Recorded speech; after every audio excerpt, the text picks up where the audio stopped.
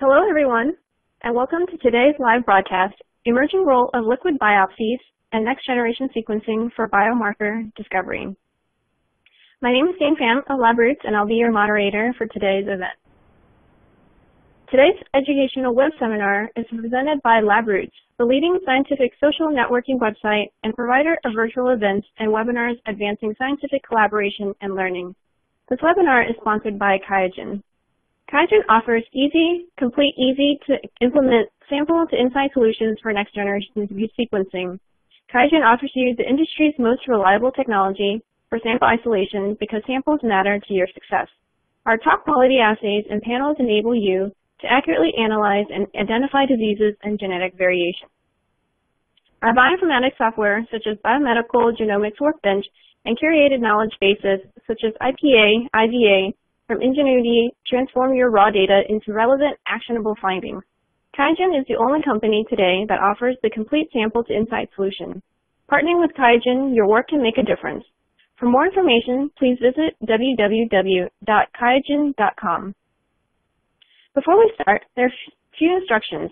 We want to hear from you during this interactive broadcast, so please ask questions or leave us a comment. Answers are welcome too.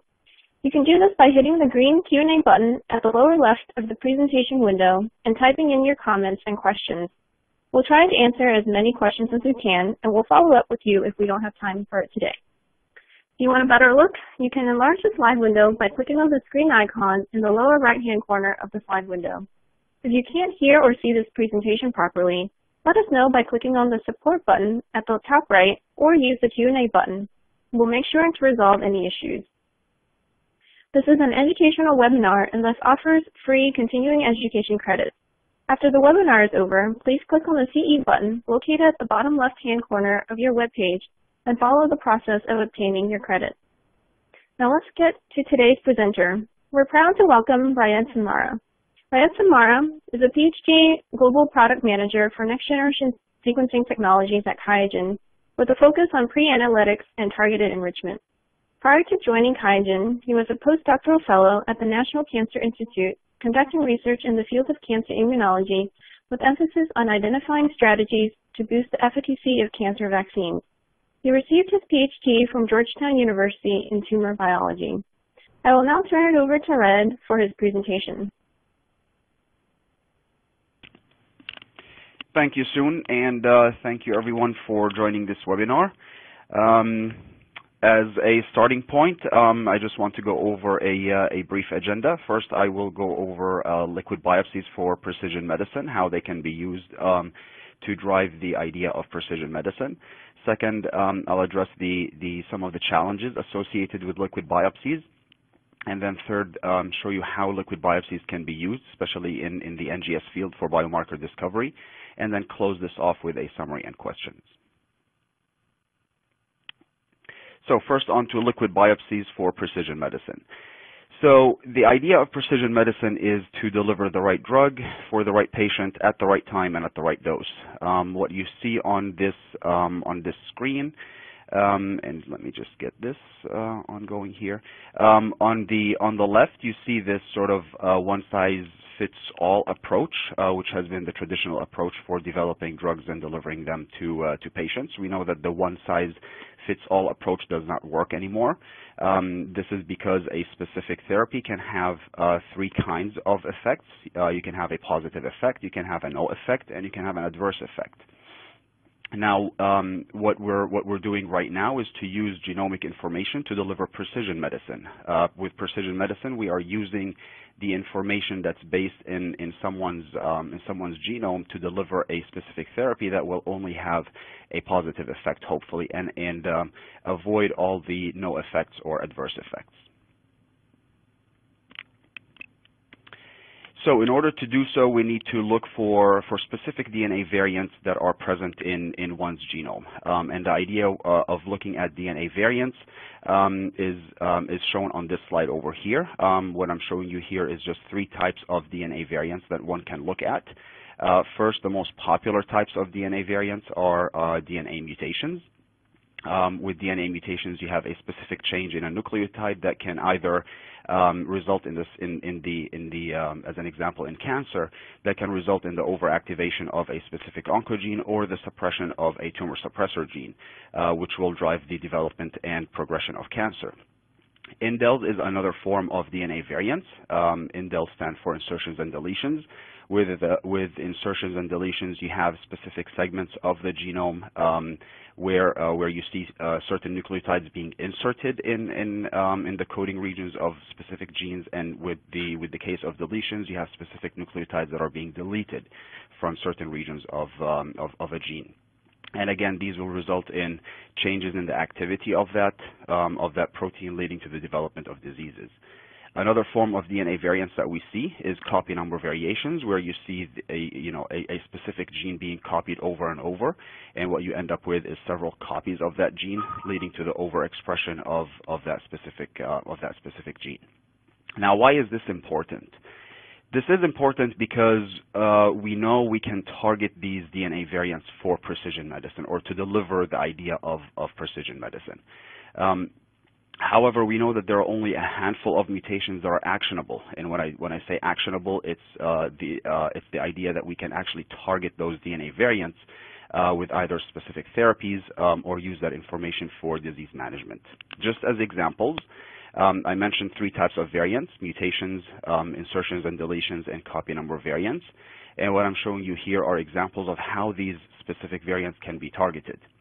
Now, these specific variants are detrimental to someone's health because they drive the development and progression of diseases, specifically cancer. But the good news is that we can use that information and target those specific DNA variants and deliver therapies or medications that can actually make a difference in terms of precision medicine. So in terms of as an example of a specific mutation that we can target, highlighting the BRAF V600E mutation. This is a mutation that is seen heavily in melanoma cases, but the good news is that we can target this specific mutation with a specific therapy called vemurafenib. Vemurafenib is a tyrosine kinase inhibitor that specifically targets the BRAF V600E mutation. When we look at indels, we know that there are certain deletions within the EGFR gene and changes within the kinase domain that are heavily seen in lung adenocarcinomas. And the good news is that these types of variants can be targeted with another class of tyrosine kinase inhibitors, such as erlotinib or gefitinib. On the copy number variant side, we know that the amplification of HER2 is heavily seen in breast cancer cases, and these types of variants can be targeted with a drug called trastuzumab, which targets the overexpression of HER2 in such cases. So again, while these types of variants are detrimental because they drive the development and progression of specific diseases, we can actually use now those DNA variants to deliver therapies that are tailored to the genomic composition of that disease. So what types of variants can we target, and in how many variants or actionable variants exist out there? In the previous slide, I mentioned that the number of variants is limited, or actionable variants is limited, and this is actually shown over here. So what I'm showing you is sort of a filtering process by which all these different variants and common variants that we see in individuals get filtered down to the biologically relevant and actionable variants. So we start off. Anyone who has run an NGS experiment can appreciate the number of variants that one would see in a sample. So you go from all these common variants that you see in a sample, and after going through this filtering cascade or filtering process where you remove variants that have no obvious effect on a protein, and you go through this iterative biological interpretation to make sure that you've interpreted what those variants mean from a biological and clinical standpoint, you end up with only tens of biologically relevant actionable variants. So these are the variants that we can actually target with specific therapies, or variants that can be useful for determining what has been driving that disease and where that disease is going. So you start off with millions of common variants, especially if you're looking at hundreds of genes, or if you're looking at the entire genome. You have millions of common variants that get filtered down to tens of biologically relevant and actionable variants. So just as an example, I'm using some data that I've adapted from a paper published in Cell back in 2012, and it was a paper that looked at the lung cancer biomarker landscape. What the authors wanted to do here is to understand the types of variants that accumulate in lung cancer specimen. And when they look at the types of mutations and the percentage of these mutations, they do see that 25% of cases accumulate mutations in the KRAS gene. You have 23% of the mutations accumulating, 23% of cases accumulating mutations in the EGFR gene, and then you have the smaller number of cases that accumulate a smaller number of variants in different genes such as BRAF, MET, PI3 kinase, and so on and so forth. Now, why is this important? This information is important. It's important for a couple of reasons. First, to understand the underlying mechanisms of what is driving lung cancer. But it's also important from a therapeutic perspective. We know, for instance, that those cases that have the L858R EGFR mutation, they respond very well to a class of tyrosine kinase inhibitors that I mentioned earlier, erlotinib or gefitinib. However, if you have the same cases presenting with another type of mutation in the KRAS gene, the G12C mutation, we know that those responses now drop. So having that one mutation is very favorable because we know we can target the specific mutation with a class of drugs. But if we see this another type of mutation in the KRAS gene, these responses now drop. So again, this information is important to understand what is happening at the molecular level, but it's also important because now we can target those types of mutations with specific drugs. Now, the question always comes up is, how do you test for these mutations? Do you do sequential testing, which means you test first for KRAS mutations, and then second EGFR mutations, and then BRAF mutations, and so on and so forth? Or do you test them in parallel, which means that you're testing all of these mutations in the same assay? Now, the answer is going to depend on the type of technology that you have in your lab and also the amount of sample that you're working with. Sequential testing using individual, let's call them PCR assays, gives you a very high degree of accuracy, but it's going to take a lot of time. Think of all the time that is needed and required to run these individual assays. And also, the sample might be very limiting, especially if you're using liquid biopsies, which I will get into in a bit. You might not have a whole lot of DNA to work with. So sequential testing is going to take a lot of time, and it's going to take up a lot of material. Parallel testing using next-generation sequencing allows you to look at all of these different mutations in just one assay. So you're decreasing the amount of time required to look at all of these mutations, and you're also dropping down the DNA requirements for to look at all of these mutations. So again, instead of using hundreds of nanograms or micrograms of DNA to look at all of these mutations sequentially, you can drop this down to maybe 10 nanograms if you're using an NGS assay and look at all of these mutations in parallel. The idea of using liquid biopsy for precision medicine has been shown for a while now. This is a paper, one of the earliest papers that I could come across that actually looked at how to use liquid biopsies for precision medicine. It was a paper published back in 2012 in Science Translational Medicine. And basically, they showed that liquid biopsies can be used to screen for and identify low-frequency mutations. So you can actually look at mutations that are present as low as 2% in your sample, which is extremely important because you want to be able to capture these mutations that are present at low frequencies. They showed that liquid biopsy can be used to non-invasively identify the origin of metastatic relapse in a patient with multiple primary tumors, and they were able to show that they can use the idea of liquid biopsy for precision medicine to monitor tumor dynamics by tracking 10 different mutations in plasma of a metastatic breast cancer patient over 16 months. So you can actually now use you have an easier way of monitoring the disease dynamics and disease progression. Traditionally, we had to go and obtain solid biopsies which is prohibitive because you cannot bring in the same individual and just biopsy them over and over. But with liquid biopsies, with just a draw of blood, now you can actually track this disease and monitor it over time. So how do you examine variants by next-generation sequencing? I personally believe that next-generation sequencing is the ideal approach if you want to look at multiple mutations using the same sample and the same assay. But how do you examine variants by next-generation sequencing? There are three levels that I can think of. One is whole genome sequencing, and then second is whole exome sequencing, as you can see on the slide, and then you have targeted DNA sequencing. The difference between these three levels is like looking at a forest. So with a whole genome sequencing approach, what you're doing is you're basically taking a very high-level overview of what is going on in that sample and examining the genetic variants. With a whole exome sequencing approach, instead of just looking at the trees from top, now you're starting to see the trunks of the trees. So you're taking a deeper view into that sample and into these variants. With the targeted DNA sequencing approach, now you're seeing the fine details of these trunks. So again, we've taken this sort of this tiered approach, going from a very high-level overview all the way to looking at the details of the trunks of those trees. And what I've done here is I've summarized the differences between those three approaches on many attributes: information level, cost per sample, and the ability to detect low-frequency mutations.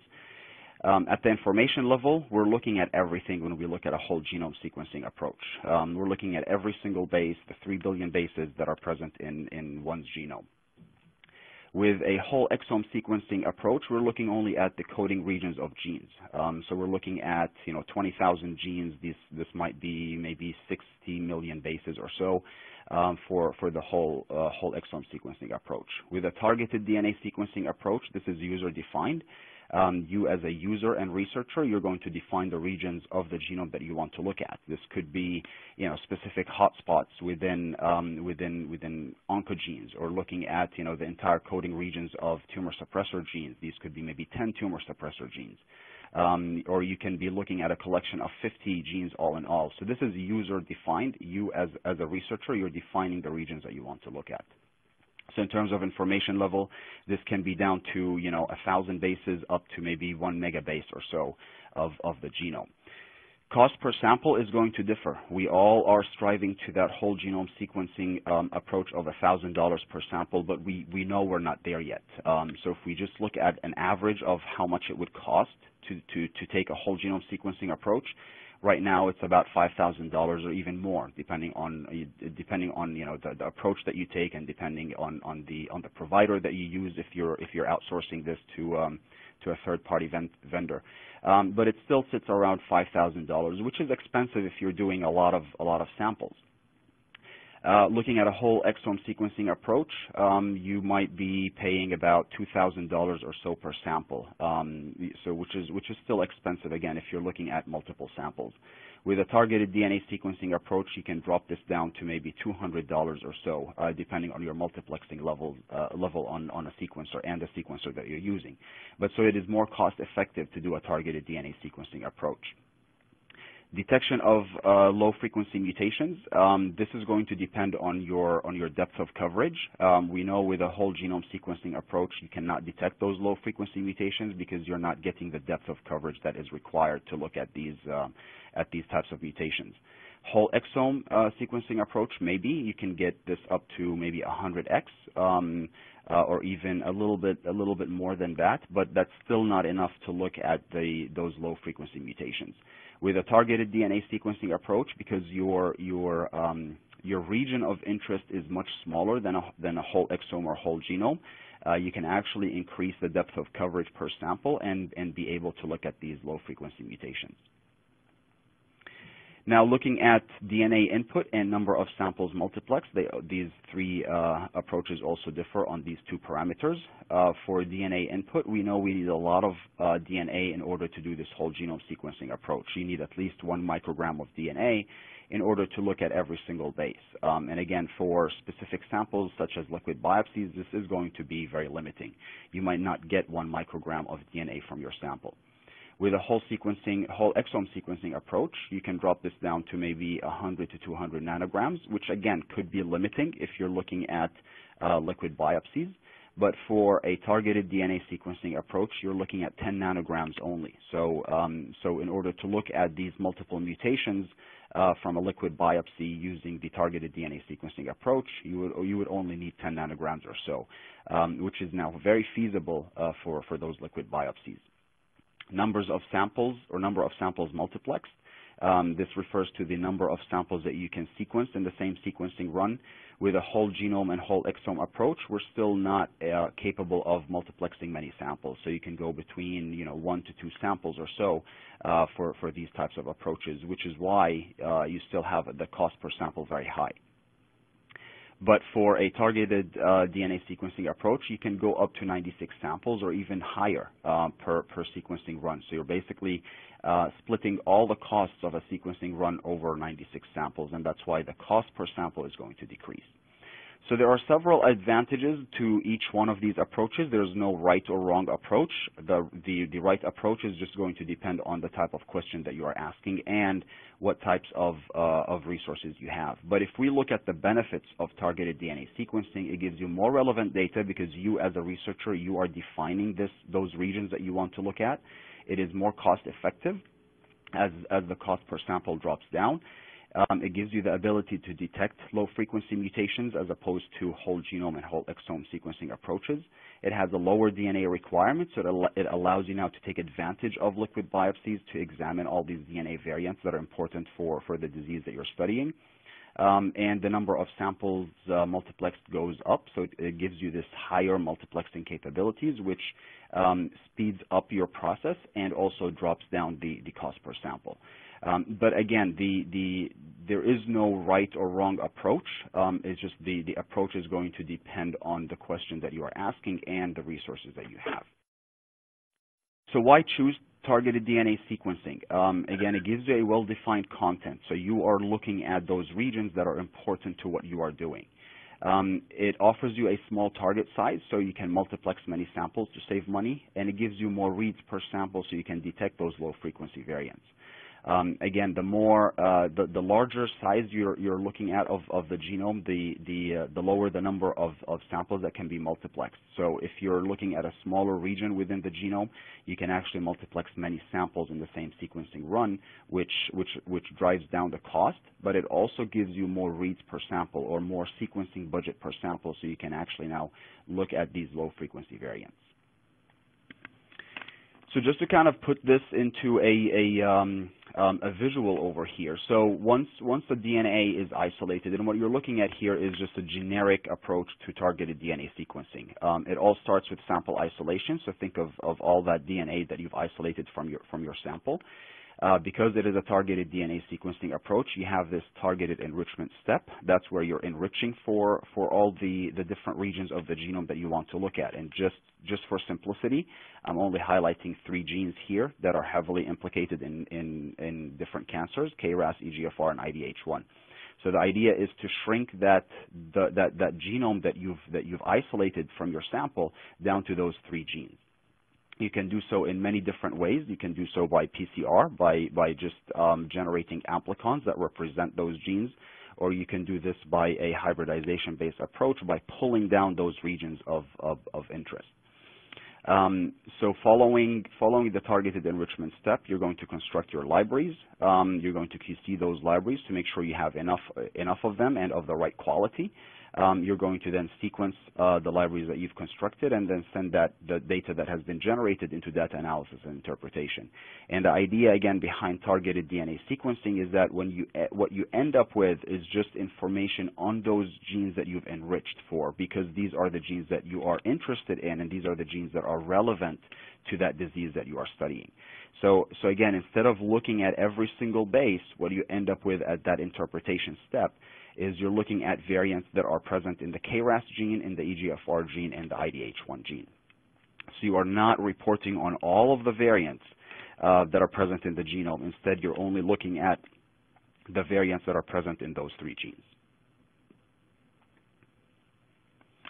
So what are the challenges now of using a liquid biopsy approach in NGS to look at all these different variants? Liquid biopsy approaches, as great and promising as they sound, and they are, but there are a lot of challenges. Mainly, you have low DNA quality, so the DNA that you get from liquid biopsies are highly fragmented, and because this DNA is highly fragmented, this is going to limit your capabilities to use them that DNA in NGS or other assays. You also have low DNA quantity, so the quantities that you get are not going to be enough to allow you to maybe look at a whole genome approach or a whole exome approach. You get low nanogram ranges of DNA from these types of biopsies, and again, because they will limit your capability to one or so of the different NGS approaches. Another challenge is the ability to detect those low frequency, low variant allele frequency mutations.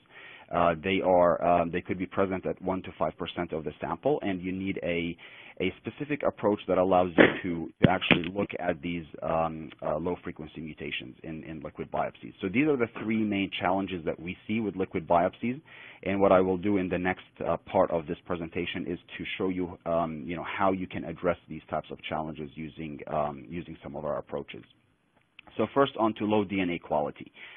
Again, we know that the quality is not as good when you look at DNA isolated from liquid biopsies, and so you need to choose an approach that allows you to enrich your targets very efficiently from these highly damaged DNA samples. As I mentioned earlier, there are two ways to enrich for your targets. You can take a multiplex PCR-based approach, or you can do a hybridization-based approach. Two different approaches. Each one has its advantages and disadvantages. This was actually very nicely highlighted in this paper published in Nature Methods back in 2010, where they actually compared those two enrichment methodologies head-to-head.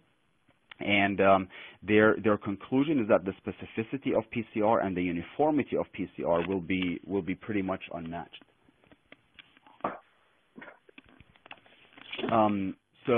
But the appropriate approach is going to depend also on how large of a target size you're looking at. So again, there is no right or wrong approach. It depends on how many bases are you enriching in your sample. If you have a very large region that you want to enrich, something that's more than 1 megabase or 1 million bases, the hybridization-based approach tends to be more efficient because it's more efficient in capturing these regions. But if you have a smaller target region, something that is smaller than 1 million bases, the specificity and uniformity that you get with a multiplex PCR-based approach is basically unmatched. PCR, we know PCR gives us a highly specific type of setup and highly uniform type of setup for enriching those regions. So if you have a smaller region, multiplex PCR tends to be more specific and more uniform. And that is the reason why we chose, at QIAGEN, we chose to go with a multiplex PCR-based approach, because the idea of using targeted DNA sequencing, you're really not interested in looking at anything more than 1 million bases or so. 1 million bases, just to kind of give you an idea, or to try to translate that into a number of genes. 1 million bases can be translated to about 200 genes or so, which is quite a bit for a targeted DNA sequencing approach. We usually look at maybe 50 genes or 50 to 100 genes. So 1 million bases is more than enough for targeted DNA sequencing approaches, and that's why we chose the multiplex PCR-based approach, because it gives us this high degree of specificity and uniformity. So the idea behind a multiplex PCR-based approach is very simple. We look at, as an example, we're only looking here at 2 genes, gene 1 and gene 2. Let's call those genes, these are the genes that I am interested in for the disease that I'm studying. With a multiplex PCR-based approach, what we do, the very first step, is to design primers that correspond to those two genes. So I'm showing you here for simplicity, just to call this just one exon of gene 1 and one exon of gene 2. You see all the different primers that are being designed that cover the gene 1 or gene 2. After we design those primers, we run them through a specific algorithm to separate those primers.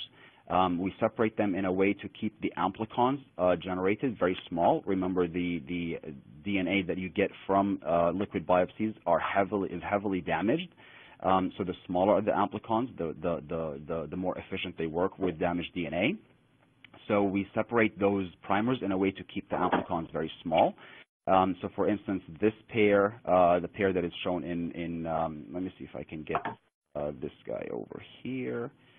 Yeah, so basically we have this primer pair being separated in one PCR pool, and then this primer pair being separated in another PCR pool, this primer pair being maybe separated in another in a third PCR pool, and so on and so forth. The maximum number of pools would be 4, but we basically separate all those primers into individual PCR pools for a total and a maximum number of 4. This can be 1, 2, 3, or 4 PCR pools. But that is the idea of a multiplex PCR. We define the regions first. We use a primer design algorithm to design primers that correspond to these genes and will allow us to enrich them in a simple PCR setup.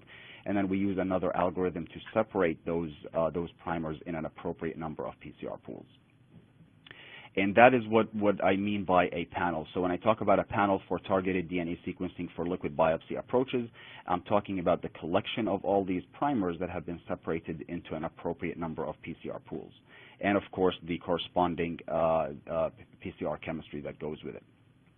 So when I talk about a multiplex PCR-based approach for targeted enrichment, I'm talking about the panel itself, which is a collection of all those primers, as well as the PCR chemistry that goes with it.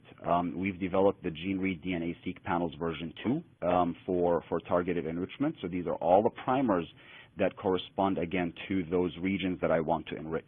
And we've developed the GeneRead DNA-seq PCR kit version 2 that goes with the panel. It's basically PCR chemistry to allow us to use those primers and enrich for those genes that we're interested in. Again, going back to the previous example, that would be gene 1 and gene 2.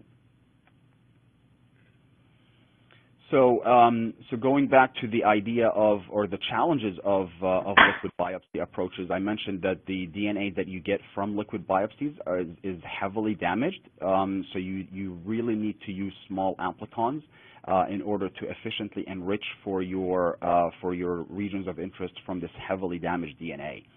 The amplicon size that we use is 150 bases, which is small enough to work with damaged DNA, yet still gives us enough information to be accurately to be able to accurately map those the reads that are coming off these amplicons very efficiently to the reference genome. So 150 base pair amplicons, again, because of the nature of that DNA that is heavily damaged, we want to keep those amplicons as small as possible. So we designed the primers and separate them in a way to generate 150 base pair amplicons. Now, looking at DNA quantity, again, I mentioned that you don't get a whole lot of DNA from liquid biopsy, from the liquid biopsy approach. You'll be lucky if you get, enough DNA in the low nanogram range from these types of samples. And in order to be able to do targeted DNA sequencing, you need a system that requires very minimal inputs of DNA. With the GeneRead DNA-seq workflow that we have put together, you only need 10 nanograms per PCR pool, which basically means 10 nanograms of DNA in each PCR pool. As I mentioned earlier, the panels are split, or the primers in a panel are split into an appropriate number of PCR pools. This can range between 1 and 4. And so for each one of these PCR pools, you need 10 nanograms of DNA. Now, if we go back to the amount of DNA that one gets from liquid biopsies, this is sort of a sweet spot, because it actually it uses enough DNA to get to be able to enrich for your targets, and actually still might allow you to use that same sample for additional tests.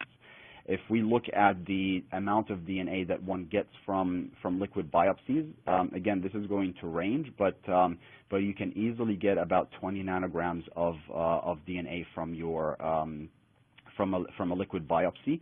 And if the biopsy comes from a a very advanced disease individual, you actually might get up to 40 nanograms or even 50 nanograms of DNA. And if you're using a panel of 1 or 2 pools, this is definitely enough. The DNA that you've isolated is definitely enough to run this panel for targeted DNA sequencing. So again, we've kept the DNA requirements to a minimum. It is 10 nanograms per PCR pool, which is enough to run a targeted DNA sequencing approach on liquid biopsies. So what do we do for those low-frequency mutations? Again, especially for cancer studies and cancer samples, it is important to be able to detect those low-frequency mutations because of tumor heterogeneity. We know that tumors will shed different types of different amounts of DNA that contain very low frequency mutations because of tumor heterogeneity. So we need a system that allows us to be able to detect those low frequency mutations. And what we've done to tackle this problem is to use different types of amplicon designs. So we've developed different types of panels, as I will show you in a bit, and each panel utilizes a specific amplicon design that is appropriate for that specific application to which that panel was developed. So just to give you an example, we have this cancer actionable mutations panel, which is a hotspot panel that we have developed specifically for those types of DNA variants that are present at very low frequencies.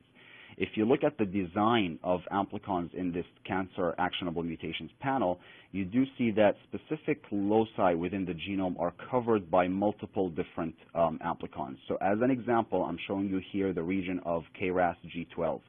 So this is a region of the KRAS gene that is heavily mutated, and those mutations are seen across a wide range of different cancers. Because it is such an important locus within the genome, what we've done with this cancer actionable mutations panel is to design multiple different amplicons that span this specific locus of the KRAS gene. You see 4 different amplicons over here covering this specific locus. What this does is that it gives us a higher degree of coverage across that specific locus, and it also ensures against any dropouts within that region. So if for whatever reason one of those amplicons drops out, we know that we have 3 other amplicons covering that specific locus. And so what we end up with is a sort of, we'll definitely be able to read this specific locus with this actionable mutations panel. Again, we've developed this panel as a hotspot panel, and we wanted to ensure that all these hotspots are being read in the NGS assay. And that's why you see this deep or redundant tiling amplicon approach. We have 4 different amplicons covering that specific locus. Now, if you look at other panels, like the clinically relevant panel, which is an extended version of the actionable mutations panel, you don't see this sort of deep redundant tiling because the region of the genome has increased, and by increasing the region of the genome, we had to drop the number of amplicons, but you still see this sort of dense overlap of amplicons covering these specific hotspots. So, for instance, again, that G12 locus of KRAS is still covered by 2 amplicons, again, to ensure that this specific locus is being read by this assay. So different designs for different applications, but again, in order to tackle the idea of the low frequency mutations that you see within liquid biopsies, we wanted to make sure that we have this redundant coverage across these loci that are important for cancer applications. Another approach that we have taken to look at these low frequency mutations within liquid biopsies is to actually not digest off the primer sequences within the reads.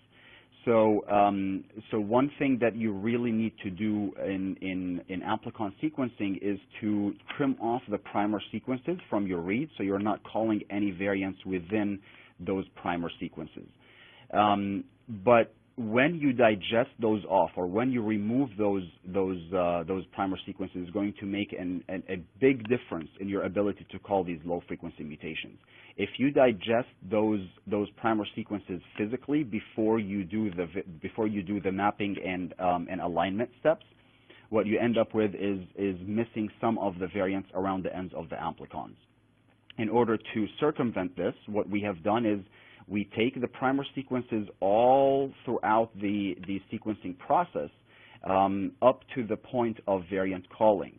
And right before variant calling, we remove those bioinformatically. We remove the primer sequences.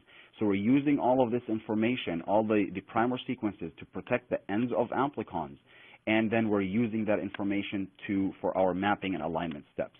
This gives us more information and more sort of nucleotides to accurately map the reads to the reference genome. But then right after the mapping and alignment steps, we trim off those primer sequences, so we are not calling any variants within those primer sequences. Because these are external sequences, and you do not want to call any variants within those sequences. But so what this does is that it allows us to protect the ends of amplicons and allows us to increase the ability to call variants within the ends of the amplicons. And this is actually nicely shown in a paper that was published last year that compared our workflow that does not digest off the sequences of those primers versus another workflow that uses multiplex PCR that physically digests the primer sequences before the sequencing reaction. And when they compared the two workflows and their ability to call mutations, they basically looked at sensitivity and specificity. What they show in their paper is that the QIAGEN workflow was able to look at or detect 100% of all those mutations that are present in their samples. So basically 77 out of 77 mutations were called using that workflow. However, looking at a different workflow that again uses multiplex PCR-based approach that digests the primer sequences before the sequencing reaction, they show that 5 mutations were not called using that workflow, and it happened that those mutations were at the amplicon boundaries and primer binding sites. Again, because that workflow digests off the primer sequences, you're losing the capability to call mutations at the ends of amplicons. And that's why you see that there were 5 mutations that were missing from by using that workflow compared to the workflow that we have put together. So again, keeping those primer sequences and only removing them before the variant calling step is an extremely important aspect of this approach, specifically for liquid biopsy approaches. Again, remember, you don't have a whole lot of DNA, and you want to look at these low-frequency mutations.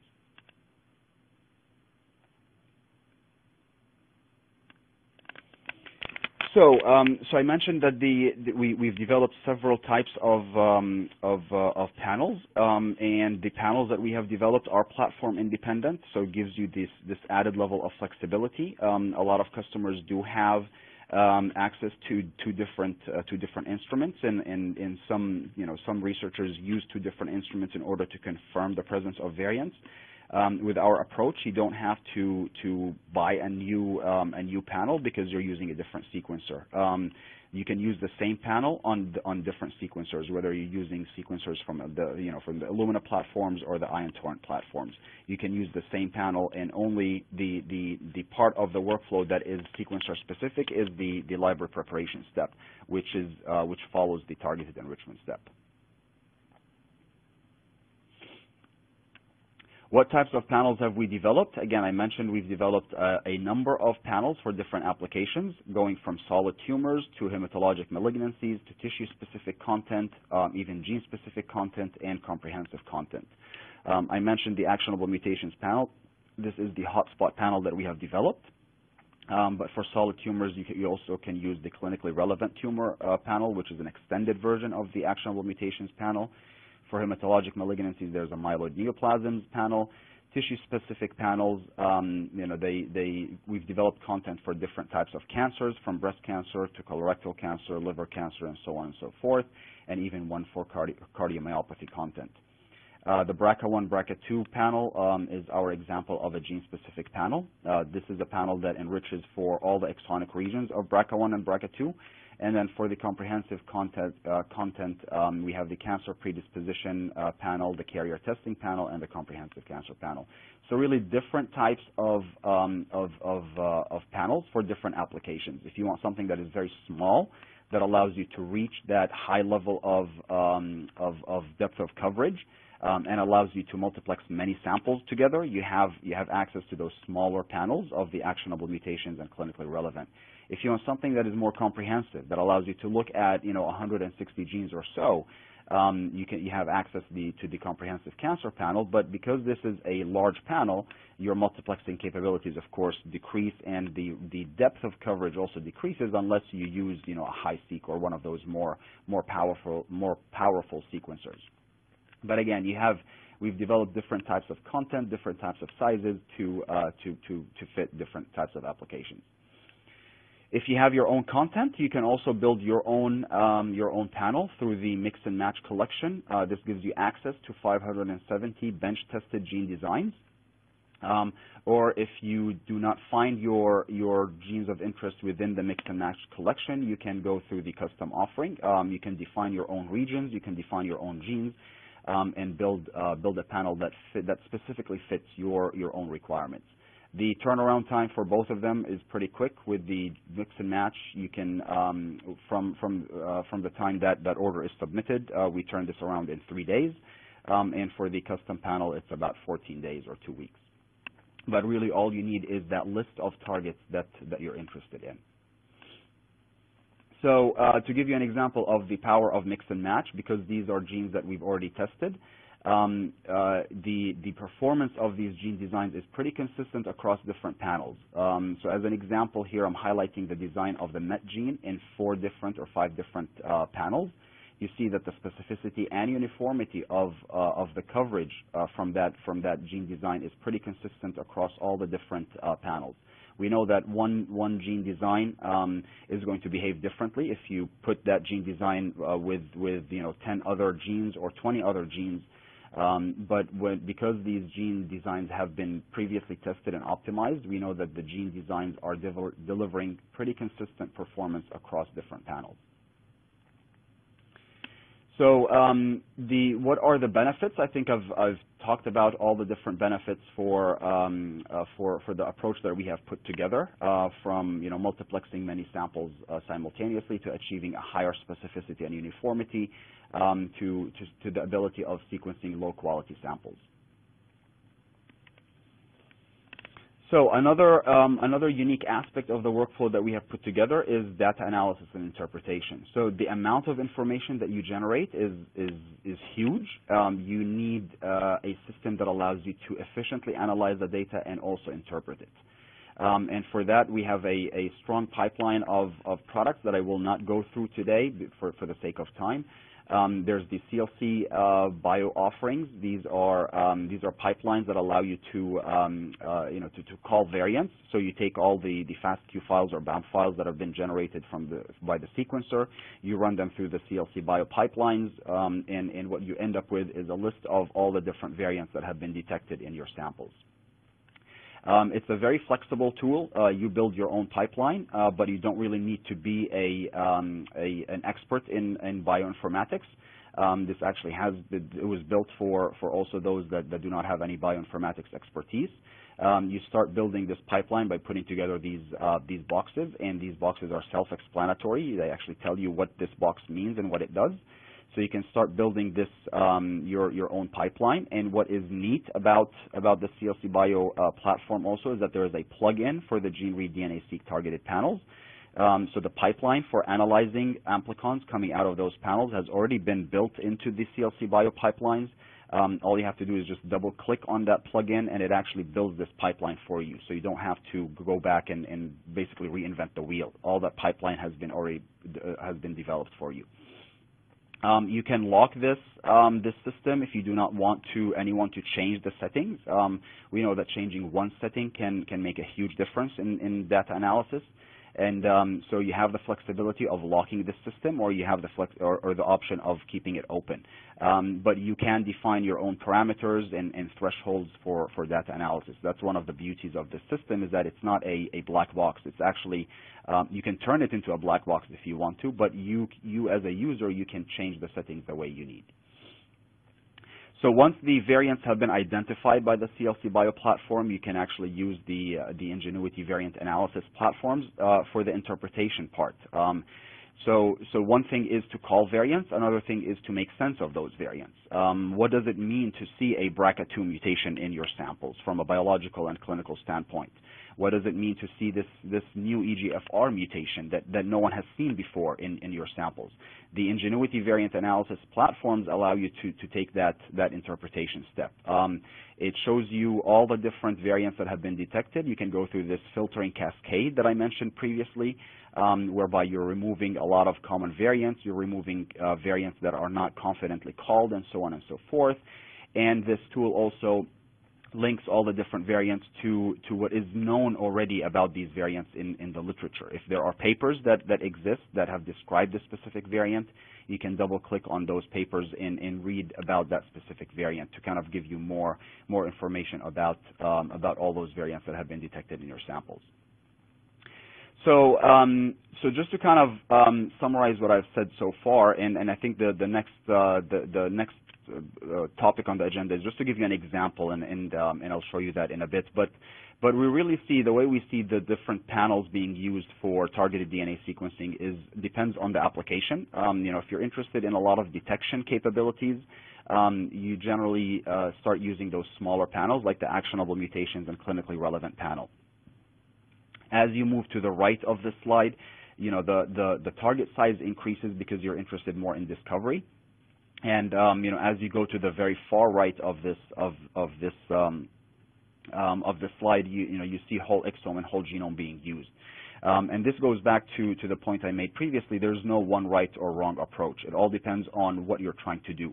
If you want the ability to detect low-frequency mutations, you want a smaller panel. If you want the ability to discover new mutations, you want something that is more comprehensive, like the whole exome or whole genome approach. You can use panels to discover novel mutations. This was nicely shown in a paper published in Nature Genetics back in 2014. A lot of papers after that have shown the ability to use panels to discover new mutations. But again, remember that discovery is going to be limited because you are looking at a limited number of genes. But you can still use a small panel to discover new mutations within those genes. So how can you use liquid biopsies for precision medicine? I'm going to use an example from the literature. It was a paper that was recently published on the landscape of resistance mutations in non-small cell lung cancer. So we know that EGFR mutant lung cancer is a subtype of non-small cell lung cancer that exhibits sensitivity to EGFR tyrosine kinase inhibitors. So again, there are certain mutations that make these types of cancers sensitive to these tyrosine kinase inhibitors. However, we know that acquired resistance develops after a median of 9 to 14 months. So with this paper that I want to talk about, the authors wanted to answer this question of can we start looking at these resistance mutations well before that resistance actually develops in these types of cancers. And we know that the most common mechanism of resistance is a second site mutation in EGFR, the T790M mutation. This mutation actually mediates resistance to these tyrosine kinase inhibitors. So what the authors of this paper wanted to do, they basically wanted to answer this question of can we identify potential mechanisms of resistance to a tyrosine kinase inhibitor that has been developed to specifically target the T790M mutation before the availability of a resistance biopsy specimen. So can we use blood samples, basically, to predict what is going to happen to those individuals who are treated with this tyrosine kinase inhibitor, the AZD9291, that has been developed to overcome the T790M mutation. And so what they've done is they used one of our panels to screen cell-free DNA plasma. Basically, they took a liquid biopsy approach to look at patient samples in a phase 1 clinical trial. And again, they wanted to identify those mechanisms of resistance. This was nicely described in a paper published last year in May of 2015 in Nature Medicine.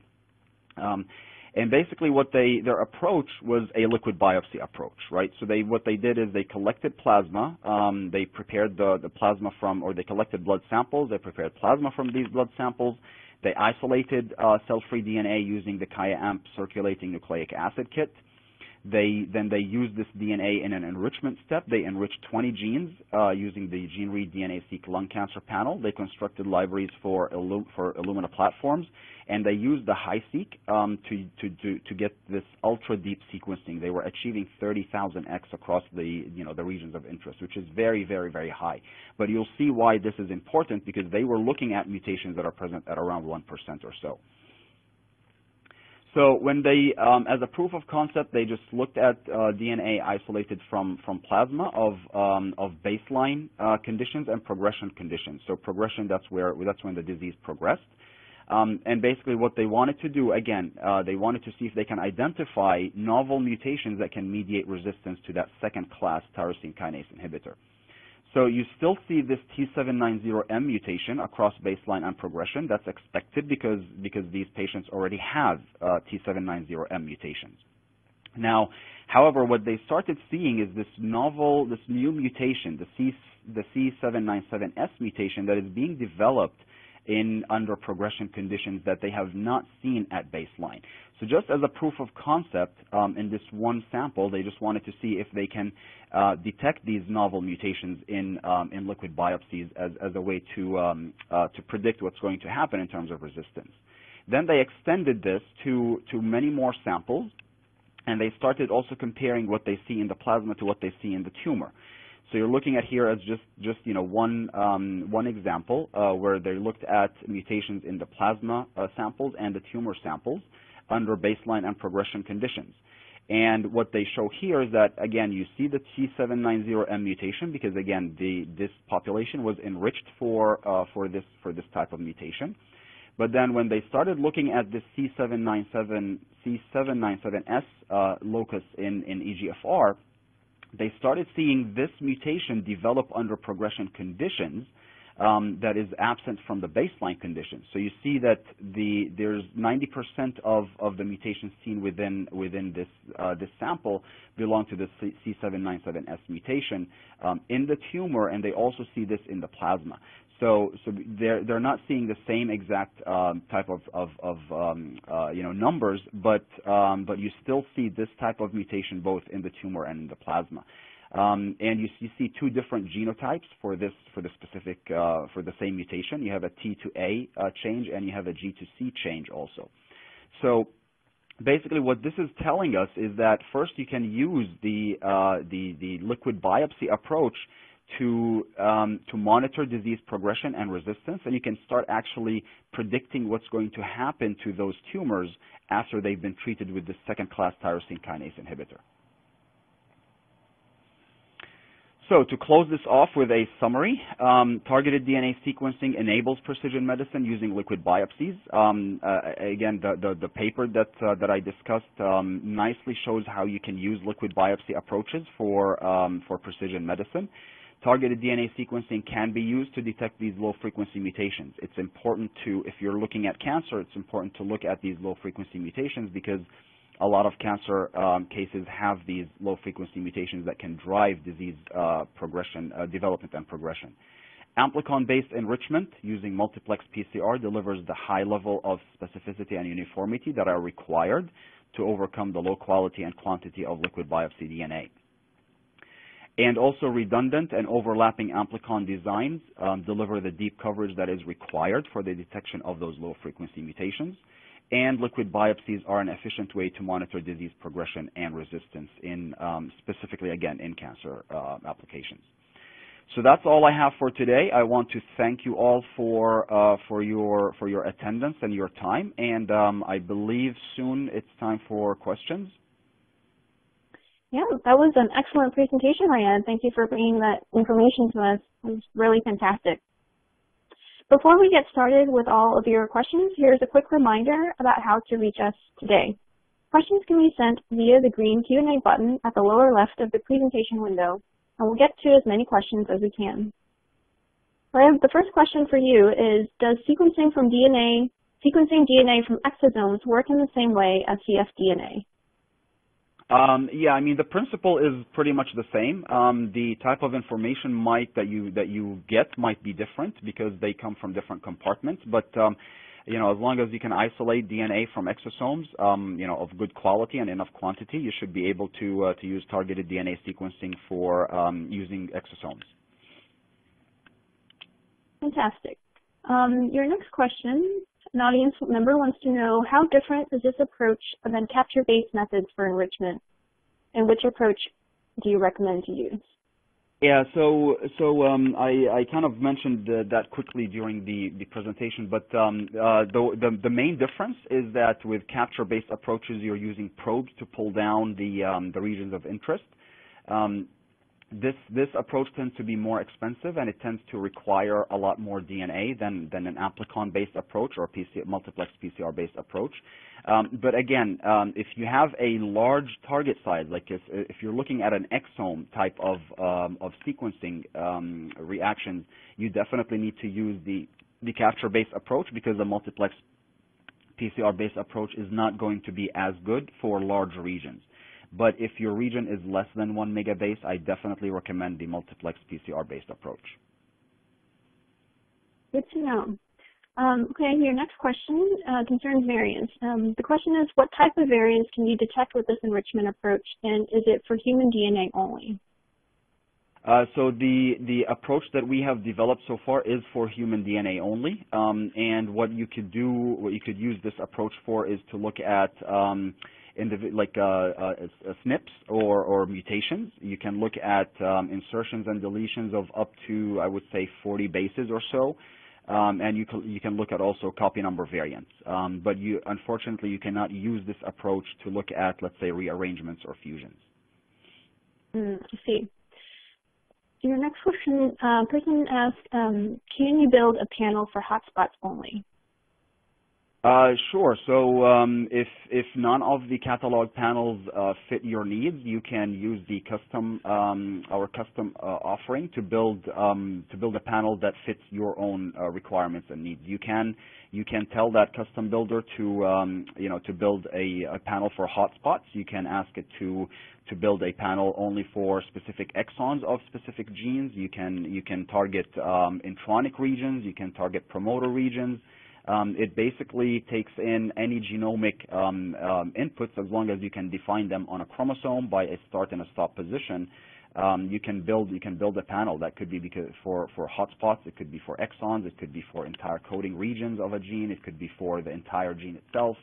Again, as long as you can define that region within on a chromosome by a start and stop position.